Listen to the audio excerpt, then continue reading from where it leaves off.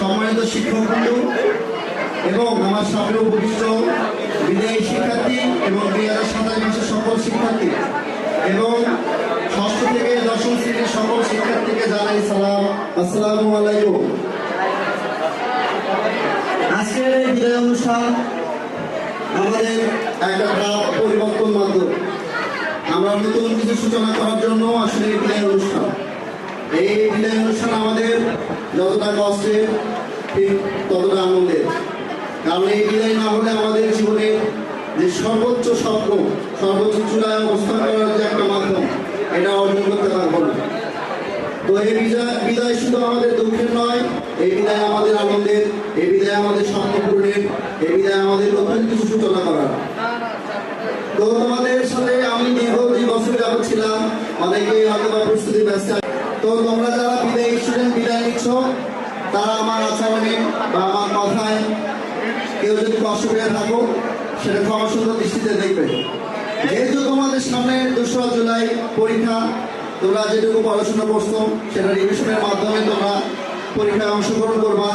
আশা করি তোমরা এডুকেশনের মুখ উজ্জ্বল করবা, নিজেদের ভবিষ্যৎ সুন্দর এবং সুগঠিত করবা, তোমাদের পিতামাতার পরিশ্রমের ফল খুব সুন্দরভাবে অর্জন করতে পারবা।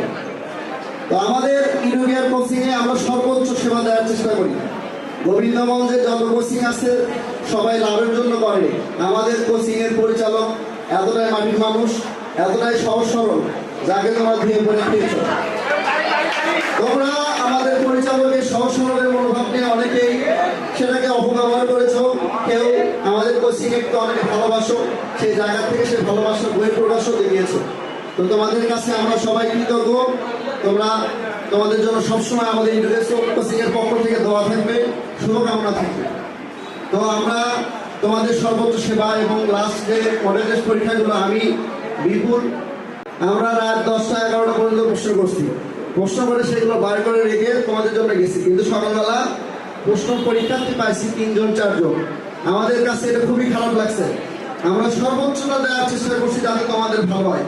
এই পরীক্ষা দেওয়ার ফলে তোমাদের যেগুলো ভুল ছিল, তোমাদের লেখার যে গতি, এগুলো সবগুলোই তোমরা বাড়াতে পারতে, কিন্তু তোমরা সেগুলো পরীক্ষায় উপস্থিত হওনি।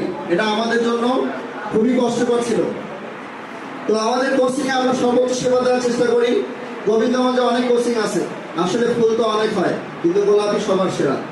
মাছ তো অনেক হয় কিন্তু ইলিশ মাছ সেরা। কোচিং অনেক হয় কিন্তু গোবিন্দগঞ্জ এডুকেশন কোচিং সেরা।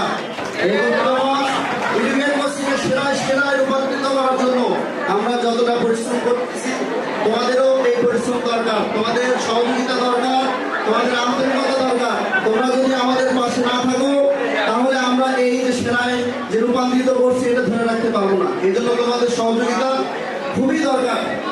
তো তোমরা আশা করি আমরা বিদায় নেওয়ার পরে একেবারে বিদায় দিবা না। তোমরা আমাদের কোচিংয়ের সাথে সবসময় সম্পর্ক রাখবা। তোমাদের কোনো দরকার লাগলে আমাদের সহযোগিতা দিবা, এবং তোমাদের কোনো দরকার যদি পড়ে আমাদের ডাকলে অবশ্যই সাড়া দিবা ইনশাল্লাহ। এই আশা তোমাদের কাছে রাখি। এবং পরিশেষে বলবো যে আসলে ভালো স্টুডেন্ট হলে আসলে ভালো মানুষ হওয়া যায় না, অনেক সাই বলছেন। কারণ ভালো মানুষ হতে গেলে ভালো ব্যবহার লাগে, এবং ভদ্রতা, নম্রতা, চরিত্র সবকিছুই একটা ভালো মানুষের গুণ। তুমি হয়তোবা জিপিএ 5 পেয়েছো, কিন্তু তুমি ব্যক্তি হিসেবে যদি ভালো না হও, তুমি কোনো না কোনো এক সময় যে কোথাও আটকা পড়বা। কিন্তু তুমি ভালো স্টুডেন্ট না, তুমি বড়দের সম্মান করো, ছোটদের স্নেহ করো, এবং শিক্ষকদেরকে সম্মান করো, এবং গুরুজনদেরকে সম্মান করো, পিতামাতাকে সম্মান করো। তুমি খারাপ স্টুডেন্ট হয়েছো, তুমি জিপিএ পাও নাই, তোমার রেজাল্ট খারাপ, কিন্তু তুমি এই মানবিকতার জন্য কোথাও না কোথাও একদিন তুমি সফলতা অর্জন করবা। এই জন্য তোমাদের পড়ালেখার পাশাপাশি ব্যক্তি হিসেবে অনেক বেশি ভালো হওয়া উচিত। আমাদের কোচিংয়ে এরকম স্টুডেন্ট আছে যারা আমার অনেক প্রিয় স্টুডেন্ট, তারা সবাই জানে আমি কাদের কথা বলতে যাচ্ছি, নাম উল্লেখ করতেছি না। তারা স্টুডেন্ট হিসেবে যতটা ভালো, কিন্তু ব্যক্তি হিসেবে তার থেকে 2 গুণ ভালো। তাদের ব্যক্তিত্বের আসলে প্রশংসা করে আমি শেষ করতে পারবো না। তো এই বলে আমি আমার বক্তব্য শেষ করতে চাই, এবং পরিশেষে বলতে চাই তোমরা সুস্থ সুন্দরভাবে পরীক্ষায় অংশগ্রহণ করো, এবং তোমরা তোমাদের স্বপ্ন